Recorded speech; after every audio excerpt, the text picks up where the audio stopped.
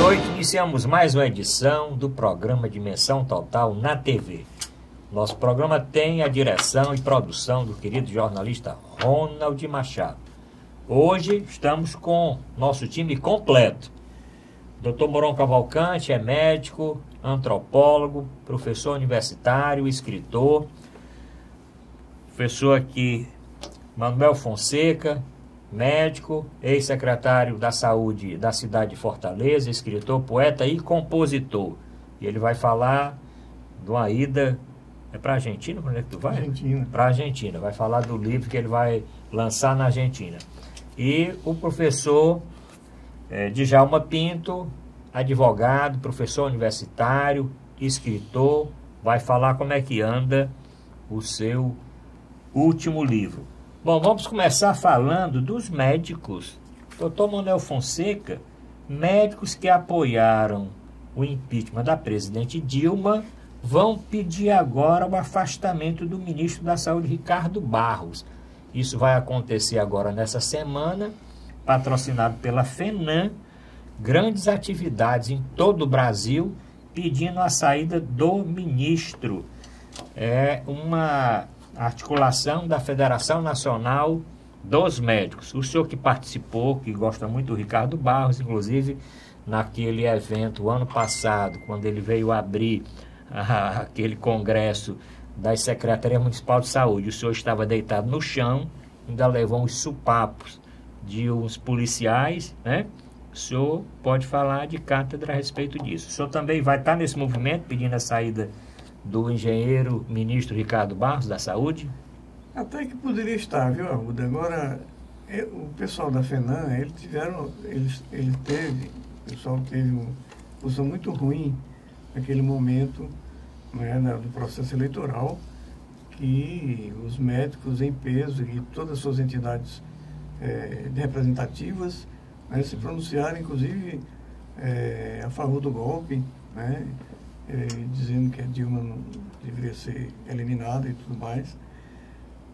Agora estão caindo na real. Isso é bom, né? Isso é bom que estão caindo na real, né? Quer dizer, tiraram uma presidenta legitimamente eleita para botar um usurpador que a traiu e coloca um ministro da saúde, que é engenheiro, vinculado aos planos de saúde privado. Sim. Né?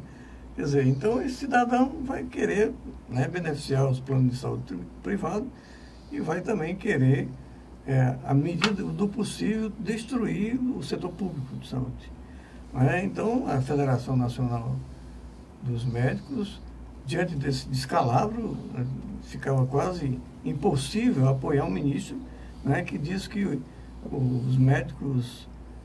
como é que diz? Ele diz que o médico faz de conta que trabalha e as prefeituras que pagam. Que pagam, né? Quer dizer, dando a entender que os médicos são todos vagabundos. Aí, nesse aí, atingiu a autoestima da Federação Nacional dos Médicos e eles estão reagindo. E é bom que reajam, né, para eles se acordarem. Enquanto as pessoas se acordarem mais, perceberem que nós estamos num regime de exceção, né, que a presidenta foi derrubada sem nenhum crime cometido, né, e que essas pessoas vieram fazer uma atividade aqui no país. E vieram praticamente reduzir dramaticamente os recursos financeiros destinados à saúde e à educação, né, vieram facilitar a entrega do pré-sal às grandes petroleiras internacionais, vieram facilitar a compra de terras brasileiras, vieram facilitar até o acesso à base de Alcântara, lançamento de foguetes. Quer dizer, é um governo antipopular e antipátria, né? E aí a federação, diante dessa situação, se sentiu ofendida por um ministro ter generalizado e dizer que todos os médicos não trabalham. O ministro da Saúde, Ricardo Barros, não é a primeira, vamos dizer, confusão, né, que ele se mete, né? Essa é mais uma, né? Ele, quando logo que eleito, ele quis criar o plano de saúde popular. Depois, criar as UPAs sem médicos. Não sei como é que as UPAs iam funcionar sem médicos. Mudando totalmente o perfil do funcionamento das UPAs, das unidades de pronto atendimento, que tão bem servem a nossa população na urgência e na emergência. Com relação aos cortes da saúde, os tetos da saúde, ele também foi favorável, teto para a saúde, quando todos eram contra, sabendo que esses tetos não iam ter condição de manter a assistência à saúde. Mas, doutor Boró Cavalcante, ministro Ricardo Barros, esse movimento agora dos médicos, que tem tudo, pelo que eu estou lendo e recebendo das entidades, também do Conselho Federal de Medicina, do Conselho Regional do Sindicato dos Médicos, inclusive aqui do nosso estado, e da FENAM, parece que tem tudo tende a aumentar. Na realidade, me parece uma coisa muito focal. É como se, hipoteticamente, retirando o ministro, tudo tivesse legal. E não é bem assim. É bem diferente disto. Ele é uma expressão equivocada, expressão, mas muito representativa, do que pensa este atual governo da saúde. Ele quer, a todo preço, o governo, passar isso para o domínio do povo. Quer dizer, você quer saúde? Pague. Esquece que as contribuições, os impostos, têm na saúde uma das maiores expectativas da população. Não por acaso, os constituintes colocaram lá, quando pega o capítulo saúde, o primeiro artigo é a saúde é um bem de todos e um dever do Estado. Então, com todas as artimanhas, se procura dizer que não e se procura, por exemplo, uma estratégia que já está muito gasta, mas continua, é a do governo federal querer passar para os municípios tudo que é responsabilidade de saúde, quando o que foi pactado, quer dizer, o que foi negociado no SUS, não foi isso. Quando se disse passar para o... É porque as prefeituras, os municípios, conhecem mais a realidade, mas não que eles tenham recursos para assumir. Agora, essa campanha de desmoralizar o funcionário público, essa já vem de muito mais de cima. Ela vem do ministro da Fazenda e ela vem do planejamento da administração, porque eles querem dizer que o funcionário público é vagabundo, ele recebe e não faz nada, etc. e tal. Pois bem, quem já foi hospitalizado, por exemplo, vou citar aqui um hospital público, HGF, Hospital Geral de Fortaleza. Eu sou testemunho porque eu já fui lá hospitalizado, já passei muitos dias, transplante renal, que é uma coisa de ponta, que é uma coisa seríssima. Posso confessar aos telespectadores o seguinte, é um hospital excelente. O grande problema das instituições de saúde pública é o gargalo. É que só tem, por exemplo, 30 leitos e tem que internar 100. Então, 30 entram e vão ser tratados e 70 ficam lá fora aguardando. O que mostra, revela a carência. Quantos hospitais públicos foram criados nos últimos 20 anos em Fortaleza? Quando você tem um acidente do rico, do pobre, do empresário, do industrial, do limpador de rua, quando ele é acidentado, leva uma queda, atropelado, leva um tiro, para onde é que você leva? IJF. Porque se for para um hospital privado, morre. Daqui que eles descubram se tem plano ou não tem plano, se deve ou não deve ser admitido, o homem já morreu. No IJF, com toda a deficiência, com todos os problemas, é lá que todo mundo se encaminha. E é um milagre que ainda aconteçam lá essas vidas que se salvam, e são muitas, Será que os médicos não participam disso? Será que devotadas enfermeiras, auxiliar de enfermagem, o eletricista, o zelador, o faxineiro? Sim, e são funcionários públicos e com muita honra. Então, vamos acabar com esse papo. Os hospitais públicos são bons. Eles precisam de melhores condições para trabalhar melhor e mais. Esse papo desse ministro é papo furado. Agora, lutar só contra ele para tirá-lo, você vai trocar 6 por meia dúzia. Vão botar outro igual ou pior. Não é isto, é um modelo, é uma concepção de governo, que não é ou não tem povo no meio. Verdade. Professor Djalma Pinto, o senhor leu alguma coisa a respeito do nosso querido ministro, engenheiro Ricardo Barros? Eu vi essa lá do frase, Paraná. Essa frase dele foi feliz, realmente. Ora, você administrar a saúde, todo mundo em harmonia, já é muito difícil pela carência de recursos. Imagine gerenciar uma desagregação. Ele não foi um grande líder, devia realmente buscar essa harmonia na classe para estimular a prestação de serviço nessa área. Infelizmente, foi desagregar e se mostrou um líder incompatível com essa concepção moderna de administrar, buscando a eficiência, estimulando o servidor para a prestação de serviço de qualidade para a população. Nós temos uma área que precisa realmente de ser bem trabalhada. Essa área de saúde, ela é vital para a sociedade, infelizmente atua com muita deficiência, também por conta da ausência, da carência de recursos.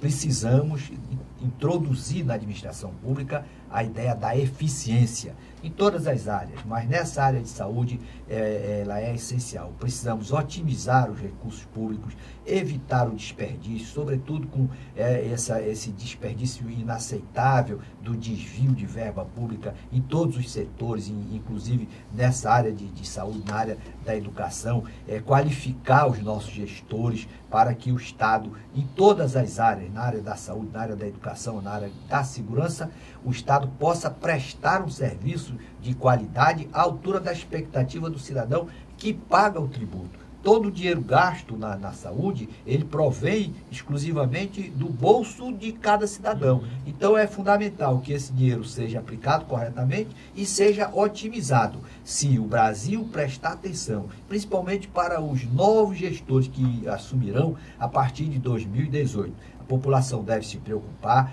saber qual é o critério de nomeação do ministro da Saúde que vai ser utilizado por cada candidato, como é que cada candidato gerenciará as verbas destinadas à saúde, como é que buscará implementar a eficiência na forma de gestão, na governança do Estado, para que realmente nós possamos superar essa situação permanente de indigência nessa área tão vital. Bom, doutor Manuel, não pode ter nessa luta dos médicos esse sentimento corporativista. Ai, mexeu com a gente. Ainda mais essas donzelas puduradas, tá entendendo? Não é assim. Nós temos que lutar por respeito à categoria médica pelo que nós somos e fazemos e representamos. E não porque é um estamento que está imune ao que acontece na sociedade. Nós estamos incluídos e somos. E nós queremos qualidade de saúde para a população. Não é só que os médicos estejam em birôs acolchoados com ar-condicionado e não sei o que, não. Não deve ser uma luta corporativista. Não gosto disso, não. Bom, doutor Manuel Fonseca, antes eu vou lembrar o WhatsApp do programa. Aí tu vai colocar aí, 999251122. Fale a respeito do ministro da Saúde, Ricardo Barros. Também o nosso portal na internet, portal@arrudabastos.com.br.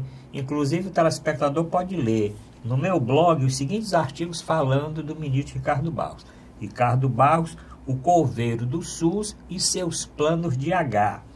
Ricardo Barros, exoneração já para o ministro da Saúde. Um outro texto, o ministro do milagre das UPAs sem médicos. Um outro que eu escrevi, ação de interdição urgente para Ricardo Barros. Um outro, quando ele assumiu, logo depois, Ricardo Barros parece um macaco em casa de louça, no Ministério da Saúde. E um outro, o incompetente ministro, esse foi o último, o incompetente ministro da Saúde, de Temer, porque eu também vejo as entidades falam tudo Ricardo Barros. E quem foi que indicou Ricardo Barros? Doutor Manuel Fonseca, quem nomeou Ricardo Barros para o Ministério, e quem mantém Ricardo Barros no Ministério da Saúde? É o presidente da República. E eu escrevi: um incompetente ministro da Saúde de Temer não se emenda. E um outro, naquele dia que o senhor foi pisoteado pela segurança no centro de eventos, e eu também caí no chão, eu escrevi o seguinte: ministro, entre aspas, bundão, tem medo do povão, porque isso foi uma música que foi cantada neste dia depois de tantas agressões. Mas, doutor Manuel Fonseca, ministro da Saúde é do PP, e ele garante os votos do PP para a base do governo Temer, viu, professor Djalma? Por isso que ele está no governo. Ele é um deputado federal do Paraná, presidente, se eu não estou enganado, do PP na região, tem a esposa que é vice-governadora, né, do Paraná, do Beto Richa, tem uma série de... Esse ministro tem prestígio lá no agora Paraná, isso é critério, né? Enquanto o Brasil tiver com esse fisiologismo, isso é fisiologismo, nomear o cidadão porque vai dar apoio político para um cargo eminentemente técnico, que busca o aprimoramento do serviço tão fundamental, enquanto persistir essa governabilidade fisiológica, essa patologia, essa indigência cívica na governança, nós não teremos a efetivação do princípio da eficiência, e a população vai pagar muito caro. Agora, cabe registrar, para fazer um contraponto com a afirmação do ministro, o Fantástico tem apresentado, dia de domingo, uns hospitais. Sim. Um médico, aquele médico famoso, Drauzio Varela, ele tem, por exemplo, ele foi nesse último domingo numa maternidade, Sim. mostrando a dedicação, aquele amor à causa de uma médica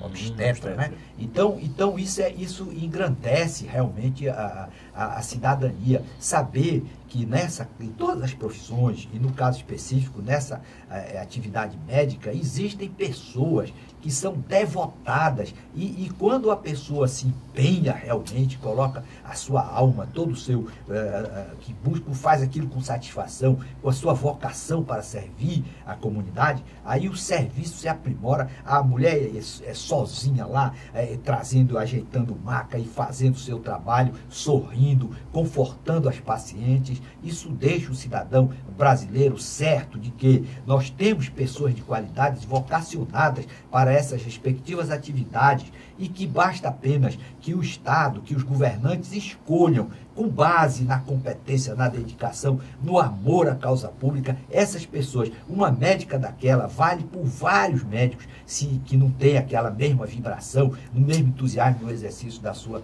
profissão. Doutor Manuel Fonseca, para nós encerrarmos aí esse capítulo, Ricardo Barros. Esse ministro, parece que a gente fez uma premonição, né? Foi, naquela época, né? Naquela ano época, passado, né? Acho que quase um ano atrás, né? Praticamente um ano ou um pouco menos. Quando a gente dizia que esse ministro ia dar com os burros na água, né? E tinha muitos secretários achando que não, que a gente deveria dar uma chance e tudo mais. E aí o resultado é esse, né? Quer dizer, está reduzindo os recursos financeiros para a farmácia popular, reduzindo os recursos financeiros para a produção de medicamentos pela Fiocruz, quer dizer, está querendo repassar as responsabilidades todas para os municípios que já são feitas com grande dificuldade. Quer dizer, o ministro veio para cumprir um papel de tentar reduzir significativamente o Estado, né, ou seja, o serviço público, né, para isso só dá como consequência atingir os mais pobres, os que mais necessitam e os que mais sofrem. Bom, vamos terminar agora o primeiro bloco, o intervalo é curtinho, voltamos já já.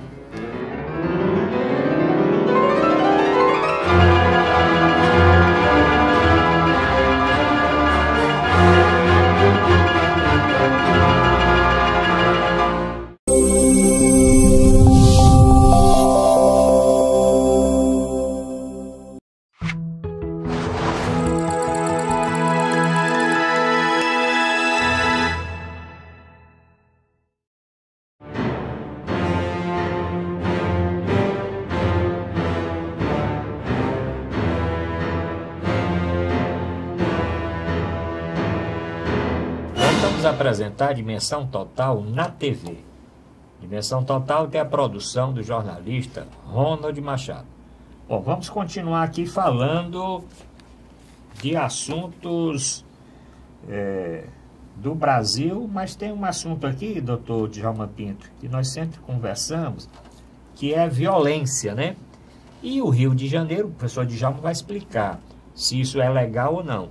O Rio de Janeiro, semana passada, o ministro da Justiça e o ministro também da Defesa, os dois ministros, que iam fazer um trabalho, encaminhando ali uns 300 homens para o Rio, um trabalho de análise, não ia ter nenhum enfrentamento, não iam para as ruas nem nada. De uma hora para outra, o presidente Temer resolveu mandar na sexta-feira 8, 10 mil homens para as ruas do Rio de Janeiro.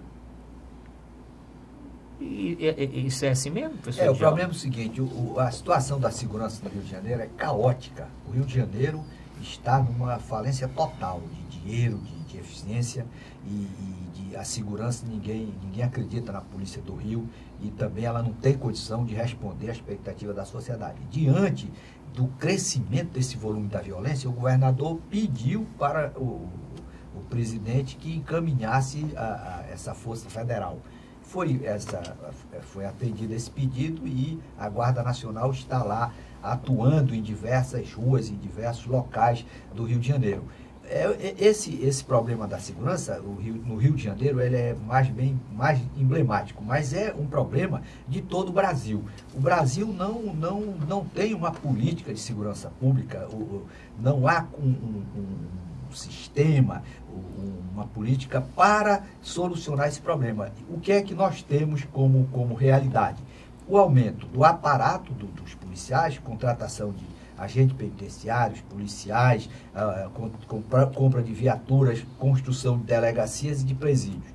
E isso a realidade tem demonstrado que não resolve. Pelo contrário, a violência só tem aumentado na medida em que o Estado maximiza os gastos nessa área. Onde é que está o grande problema? Primeiro, o menino que tem 16 anos hoje, há 13 anos atrás, ele tinha 3 anos de idade. Ele não nasceu criminoso. O problema é que o Brasil, tanto a nível federal, estadual, municipal, ninguém tem preocupação com a criança. Toda criança cresce. Se ela não for encaminhada ou não tiver uma contenção dos seus limites, ela pode se tornar um cidadão que vai colocar em risco aquele ambiente onde ela habita. Então, enquanto o Brasil não tiver nenhuma preocupação com o ensino fundamental, com as crianças de 0 a 7 anos, e deixar esse segmento da população completamente sem um estímulo ao cultivo dos valores, como a justiça como virtude, respeitar o outro, se colocar no lugar do outro. Enquanto esse humanismo não se incorporar à sociedade brasileira, pode preparar o bolso, cidadão contribuinte. Você vai ser convocado para pagar mais tributo, para aumentar o aparato repressor do Estado e vai continuar sem poder andar na rua, sem poder atender o seu telefone celular em nenhum local da sua cidade, porque você vai ser assaltado. Falta uma política de segurança pública que enfrente o problema na sua origem. Doutor Mourão Cavalcante, o que se divulgou nesse final de semana que essa repentina decisão do governo Temer de colocar o exército, né, professor Djalma? Porque da Força Nacional eram 300 homens. A Força Nacional não tem nem esses 8 mil, 10 mil homens. Está colocando realmente o exército nas ruas de lá. Se deve principalmente porque os deputados cariocas votaram em massa para a admissibilidade da denúncia do Procurador-Geral da República, Janot. E que esse foi o motivo principal. Ninguém sabe, né? Mas que realmente é caótica a situação da segurança do Rio, há muito tempo que vem sendo, né? Eu recordo que no tempo do Brizola, e quantos anos já lá se vão, né? Diziam que o Brizola fazia acordo com marginais, traficantes, etc. e tal, dos morros. Hoje, o morro desceu e tomou conta da cidade inteira. E, na época, ele, inspirado nos trabalhos sobretudo do Darcy Ribeiro, né, da ideia do Darcy Ribeiro, ele criou os CIEPs, que Centro Integrado de Ensino, né, ensino público, para que a criança entrasse de manhã, só saísse de tarde.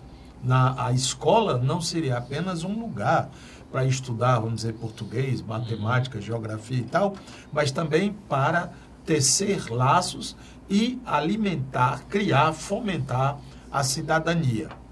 E o certo é que o governador seguinte acabou. Acabou literalmente com a experiência CIEPS. O Collor de Mello ainda tentou, mas cara, CIESP, né? Mudava mais só uma letra, mas o espírito era mesmo. O Collor também foi embora. Então, fica este vazio que está aí o preço, está chegando. Como no cálculo do doutor Djalma, aquelas que eram crianças, que deveriam estar na escola lá no tempo do Brizola, hoje são grandes, são marginais, porque não houve, né, o interesse para com a educação. Mutatis mutandis, devemos vir ao Ceará, que é onde a gente mora, sim, onde nós estamos. O negócio não está muito diferente. Quando dá para marginais colocarem numa rua principal de entrada a um bairro, só entre aqui, se for de moto, sem capacete, se for de carro, com os vidros baixados. E um motorista de Uber não entendeu ou não viu, passou, agrediram, balearam e ele foi morto. Não respeitou a regra. E ninguém fala nada e ninguém diz nada lá naquele bairro. Porque seguramente se conhece aquelas redes sociais ali dentro do bairro. Isto é, os marginais estão dominando a cidade. Aí fica o governador comprando carro. Carro acha bandido e fardando gente, porque ninguém pode dizer que um militar, um policial militar é alguém que precisaria de um treinamento muito qualificado. Não pode ser aquele negócio de ruma, de magote, como está sendo feito. Eu vi uma foto no jornal, o cara está falando assim como se fosse um encontro evangélico, né? Não tem, às vezes, nas quadras cobertas e tal, 20, 30 mil pessoas, que é de louvação, né? Louvar a Deus. Mas aqui, no caso, é de instrução. Como é que esses camaradas, quando é que eles aprendem a dar tiros? Quando é que eles aprendem? Eu continuo na convicção de que muito mais importante do que botar carro para cima e para baixo, dando tiro, etc. e tal, é o fator serviço de inteligência. Quando a polícia fosse lá, já era sabendo de tudo. Já era com todos os nortes, mas não. Ela reage. Está havendo um troço acolá, aí chama, aí eles vão de qualquer jeito, dão uns tiros, não sei o quê. Não é assim que se faz segurança pública. Louva-se o que o governo do Estado tem feito em relação à educação. Há realmente um grande esforço no sentido, sobretudo, no ensino dito secundário, que é o que compete mais diretamente ao Estado. E o ensino dito mais fundamental, é responsabilidade dos municípios. E tem uns que realmente estão investindo mais e melhor. E é interessante, doutor Djalma, que o reflexo se faz de imediato, né? Nós já temos hoje meninos oriundos da escola pública que ingressam na universidade. Nós temos meninos da escola pública que ganham prêmios, né, nesses encontros internacionais de competição de ciências, de matemática e tal.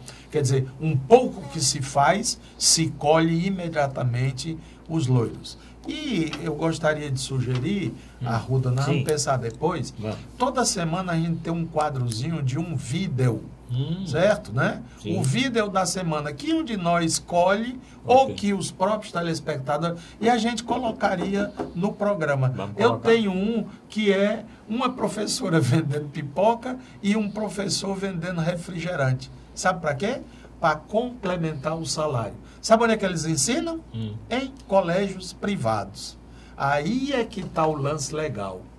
Você que paga 1.200 e tantos por mês na escola do seu filho, achando que é a escola bacana, porque todo dia tem propaganda no jornal, você sabe quanto é que ganha a professora do seu filho, a tia?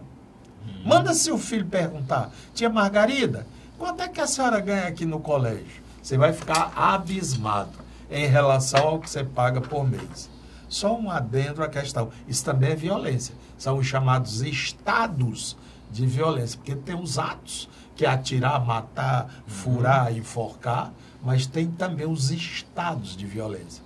O professor todo dia pega seu ônibusinho para dar aula, passa o dia inteiro na escola e ganha um mísero salário, enquanto os donos de escola estão aí bancando os bacanas nas colunas sociais.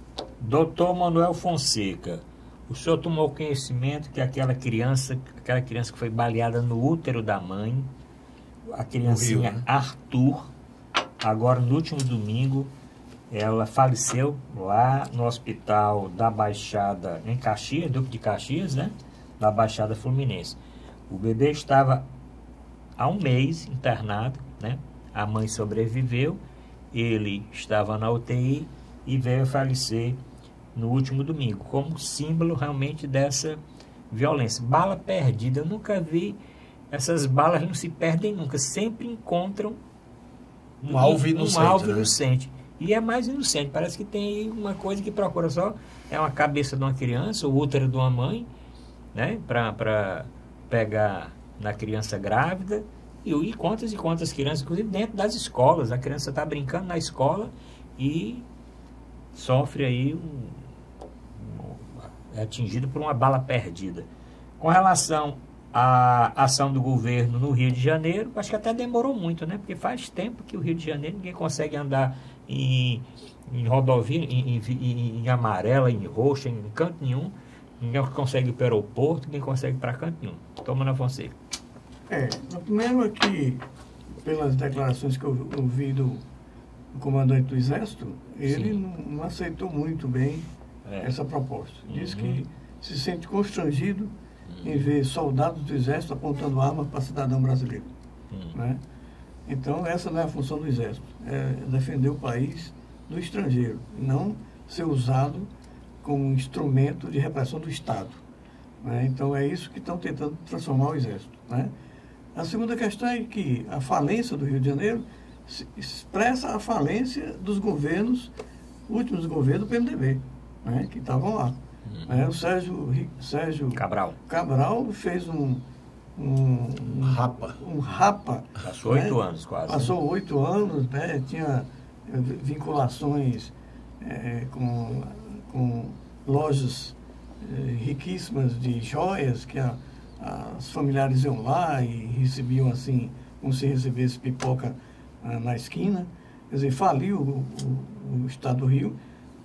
Dizem que os funcionários estão com salários atrasados. Né? 3 meses atrasados, eu não sei como é que está sobrevivendo. Né? Então, está um descalabro administrativo, né? E isso vai influenciar em todos os setores, da segurança, né? Na educação, na saúde, em todos os aspectos. Então, houve um processo de degenerescência administrativa, né, do Estado do Rio de Janeiro que levou a esse caos. Né? O caos do Rio de Janeiro é fruto da administração, né, que não se vê os interesses públicos, mas os interesses privados e de quem vai levar vantagem nessa jogatina que se está fazendo com o dinheiro público. Então, a saída não é o Exército. A saída é administrar corretamente o Estado. Né? O Rio de Janeiro tem várias fontes, inclusive de recursos. Vai diminuir porque o pré-sal vai ser entregue. Aí fazia parte do royalties, né, do pré-sal, uma quantidade significativa de recursos, particularmente para o Rio de Janeiro. Né?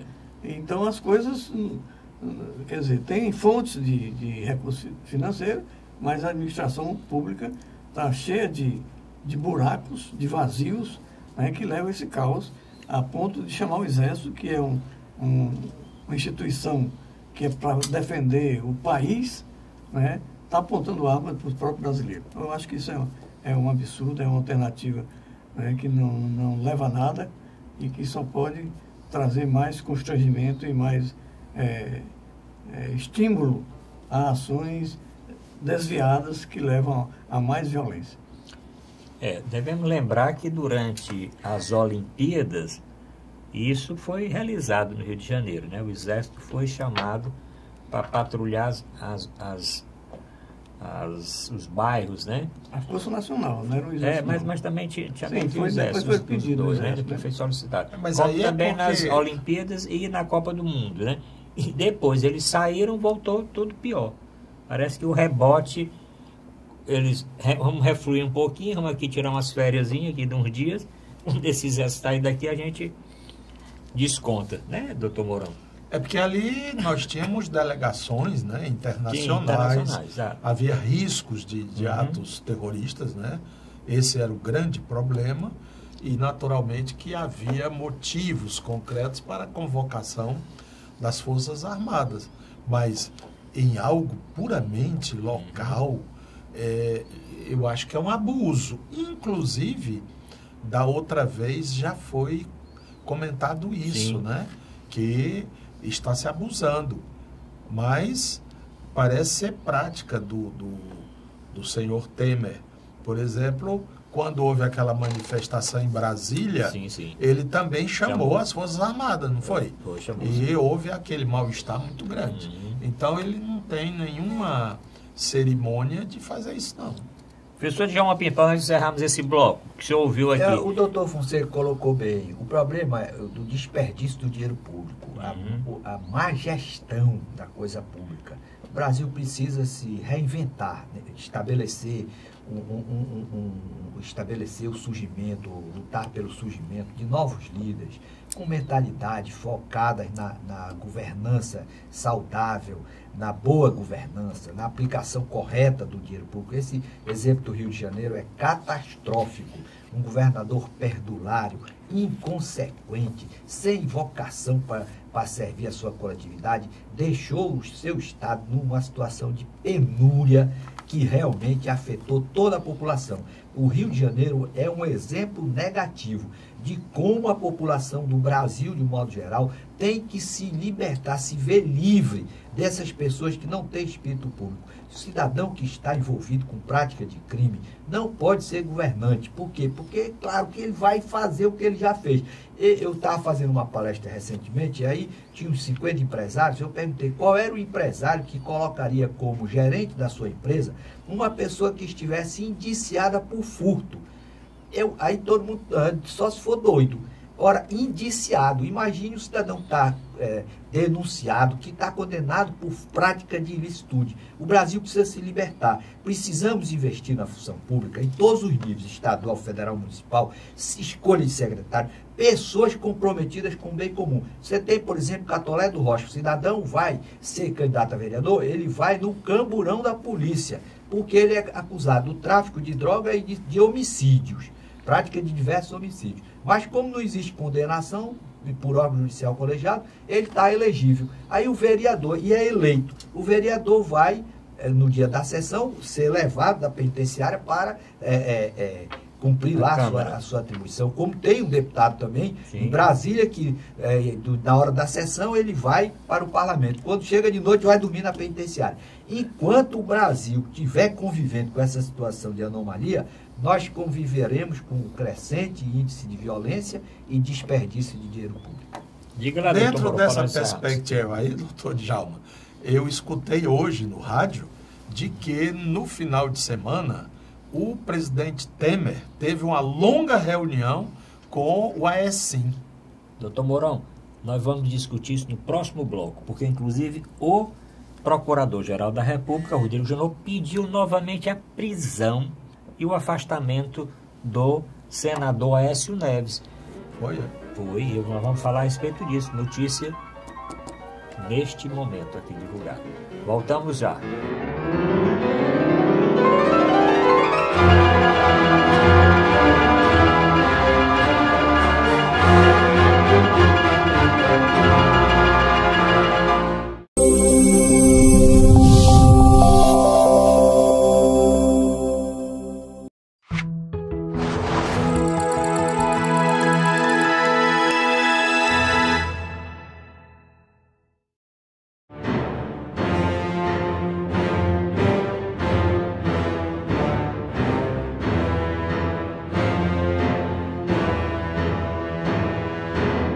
Vamos apresentar a Dimensão Total na TV. Nosso programa tem a produção do querido jornalista Ronald Machado. Bom, deixamos no ar a seguinte questão do Aécio Neves, que foi manchete em todos os jornais, que o Aécio Neves se reuniu demoradamente no Palácio com o presidente Temer. E, claro que na pauta estava a ação do senador Aécio Neves junto ao PSDB, para o PSDB aí votar favoravelmente ao presidente Temer. Mas o Procurador-Geral da República, Rodrigo Janot, volta a pedir prisão de Aécio Neves e o afastamento do Senado. Ainda acerca daqueles 2 milhões de reais da JBS que o primo Fred Pacheco recebeu aquela mala cheia de dinheiro. Agora a primeira turma do STF vai fazer, então, vai receber esse pedido do Janot. Doutor Mourão Cavalcante, o homem agora vai preso ou não? Não acredito, né? Porque parece estar ocorrendo uma certa articulação para o esvaziamento da Lava Jato. O próprio ministro da Justiça confirmou que há uma redução de despesas em relação à Polícia Federal e alguns procuradores já denunciaram que começa a haver um esvaziamento do Lava Jato em relação à questão dos recursos. Mas o ministro da Justiça vem e diz peremptoriamente que não será prejudicado, não sei o quê. Tudo lero. Tomara que se resolva logo isso. O país está sangrando, né? E não pode continuar essa coisa assim, dessa forma. Então vamos esperar que aconteçam coisas novas e que a gente possa entender. Parece que agora estamos no rumo certo e vamos chegar a algum ponto. Bom, nesse terceiro bloco é jogo curto, pinga-fogo. Professor Djalma Pinto, e esse novo pedido? O procurador pode ficar pedindo, aí não dão, ele pede de novo, pode? Ele deve ter invocado algum fato novo. Mas essa ida dele ao Palácio, um cidadão que está tendo questionamento na Justiça, inclusive que foi afastado da sua função no Senado, isso agride, de certa forma, a sociedade e, sobretudo, o seu partido. Ele devia ter um desconfiômetro. O problema é que as ilicitudes se banalizaram de tal maneira que o infrator acha normal ele exercer o poder, falar na tribuna do Senado. O cara tem 12 denúncias lá no Supremo Tribunal Federal e se apresenta para a população como legislador, como responsável pela elaboração das normas de conduta que vão disciplinar a vida de cada cidadão. Então, nós temos que reformular essa ideia de que o parlamento é abrigo de infratores. O parlamento deve ser local de pessoas decentes, pessoas comprometidas com o bem comum. Precisamos romper com essa cultura de tolerância em relação aos infratores da lei. O senhor quer falar logo, doutor Mourão? Então depois aqui, doutor Fonseca. Jogo rápido. Aécio Neves, PSDB, pedido do Janot para que ele seja novamente afastado e, mais do que isso, que ele seja preso. Pois é. E esse cidadão é recebido pelo presidente da República, né, para negociar a não admissibilidade do julgamento dele, né, como corrupto, né, o Temer. né? O Aécio Neves já é reconhecido, é um campeão de denúncias que existe no Supremo, em todas as instâncias, e escapa sempre, né? Porque não interessa, parece que existe uma capa de proteção com o PSDB, né? Que ele ninguém consegue capturar qualquer deputado, senador relacionado com esse partido. Quer dizer, o que está em jogo é depois de amanhã, aliás, numa data... Essa semana, essa né? semana... Quem sabe o que é que vai acontecer por aí. Pode ter ou não ter o julgamento do Temer, né? E então ele está se cercando das possibilidades, né? Liberou milhões de reais de emendas parlamentares, né? Trocou deputados em comissões, né? Está negociando com o PSDB mesmo, com a Aécio Neves, que tem alguma influência dentro do partido, né? Para que tenha votos no processo de julgamento. Esse é um grande negociata do que está acontecendo no país. É uma negociata de corruptos, né, que estão destruindo o nosso país, destruindo a imagem do país no exterior, quer dizer, destruindo os direitos trabalhistas, né, destruindo as conquistas até hoje tidas pelo povo brasileiro. Então, é lamentável, essa república está podre, né, que merecia ser destruída no sentido de que o povo tem que voltar a dizer quem são os seus governantes, né? As eleições diretas, que eram uma grande campanha, infelizmente está a passo de tartaruga, né? O que nós temos que fazer é tentar organizar uma grande frente democrática e popular para ver se tem uma alternativa de programa mínimo de nação, de governo, de país. Bom, no Pinga Fogo agora, vamos falar das farmácias Mil. O que é isso, doutor Mourão Cavalcante? Rapaz, é farmácia por tudo que é canto. Ah, sim, então farmácias MIS. MIS. Eu não sei qual é o plural, mas farmácias em tudo que é canto. Em tudo que é buraco. Você está vendo, doutor Djalma, esse negócio aí? Cada esquina é uma farmácia. Deve ser muito lucrativo esse ramo. E deve ser muita gente doente, né? Porque a população, falta uma prevenção, talvez, do Estado para evitar que a maioria da população padeça de enfermidade que gere tanto lucro para esses empresários. Agora eu estou assustado com tem esse... muita farmácia, muitas redes. Em muitos países, eu sei que, por exemplo, na Europa, pela comunidade europeia, é regulamentado. O número de farmácias é proporcional ao número de habitantes. Então, vamos dizer, num determinado bairro, você só pode ter 2, 3 farmácias. Não pode ter mais do que isso. E aqui no Brasil é um negócio desbragado, tá entendendo? Você, apesar de ter aí uma Anvisa que diz que controla, mas não há controle não. Remédio, automedicação, tá entendendo? É uma zorra. E parece que, ou é porque Fortaleza é a sede das farmácias Pague Menos. E a Pague Menos está buscando uma hegemonia nacional. Já passou de 1000 farmácias no Brasil. E parece que as farmácias, lá onde elas existem, por exemplo, esta Farma, se sentiu incomodada e diz, vamos lá no lugar deles. E agora apareceu também a Drogazil. Eu acho que é um jogo com o Brasil, né? Brasil, Drogazil.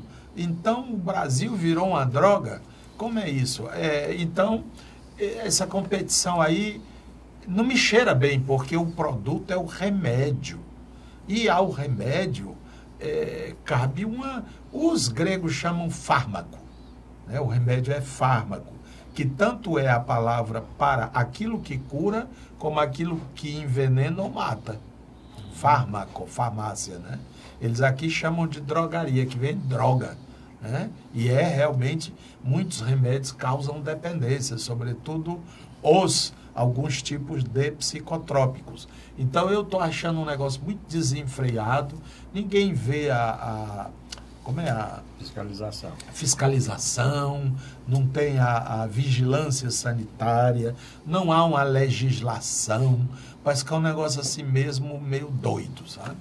E isso é preocupante até para a saúde pública. Eu lembro, viu, doutor Mourão, professor Djalma, doutor Manuel Fonseca, eu, na época de estudante, eu fui proprietário de farmácia. Aí.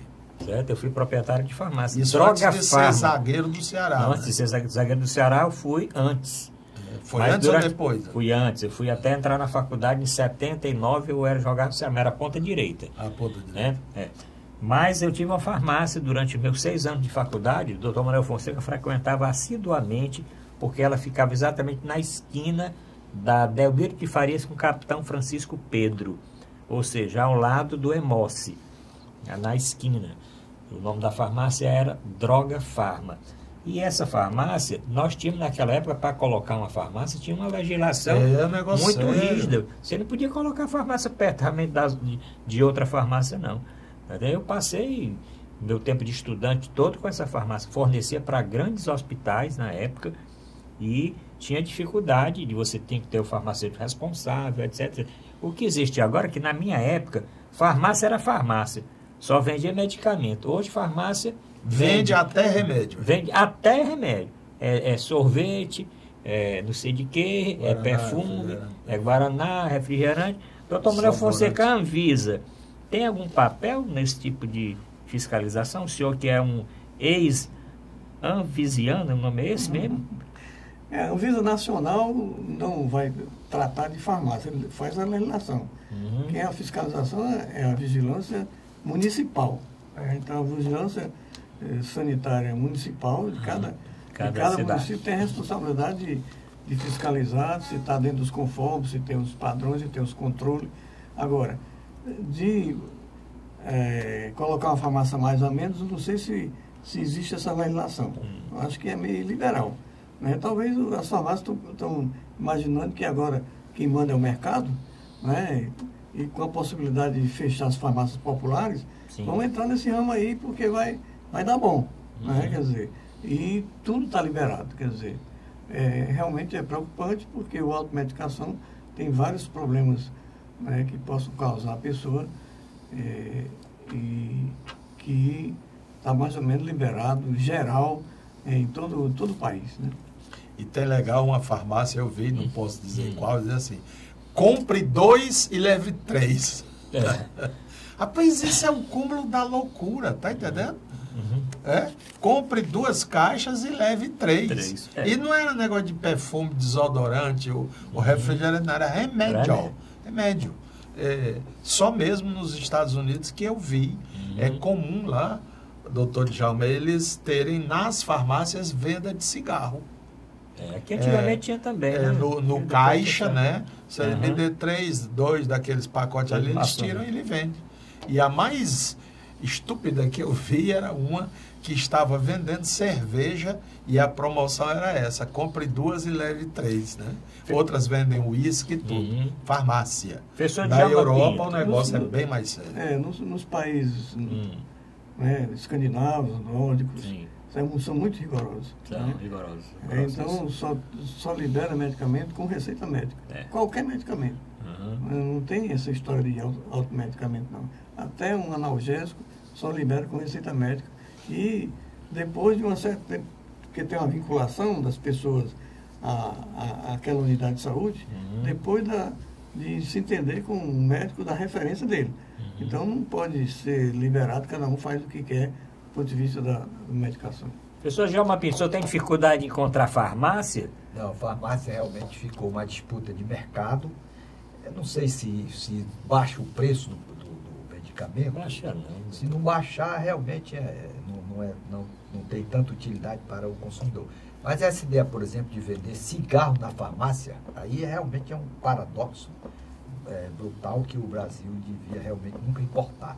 Porque o cigarro, todo mundo sabe, causa danos irreparáveis à saúde e dificilmente os próprios medicamentos podem produzir efeito em relação às lesões gravíssimas que ele provoca.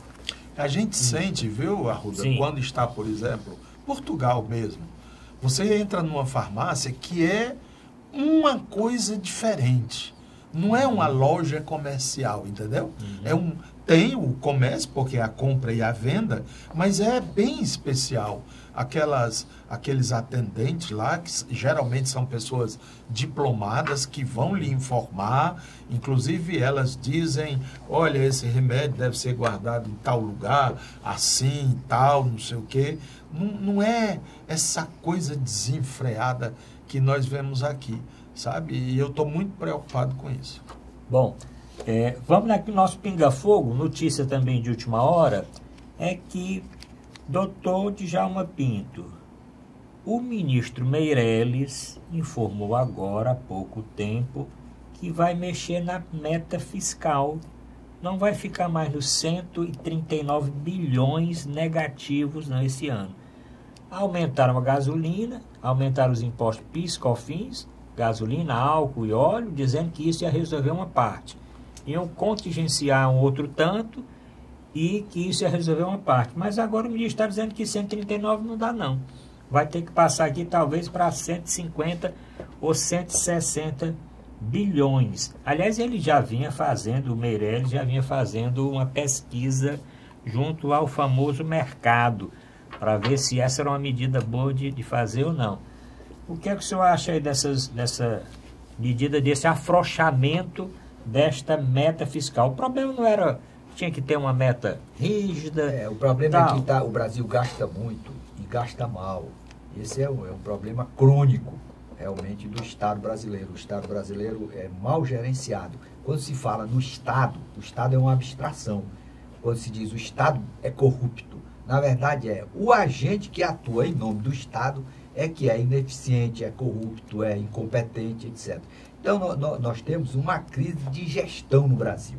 E o Brasil inchou, gasta demais, gasta os tributos de forma irresponsável, até a despeito da lei de responsabilidade fiscal. Aí, no fim, dá isso. Tem que aumentar o tributo porque o custo do Estado brasileiro é elevadíssimo e as receitas que o contribuinte paga, apesar de ter uma carga fiscal muito elevada, esse dinheiro está se mostrando insuficiente para fazer face às despesas realmente para custeio, para manutenção do Estado.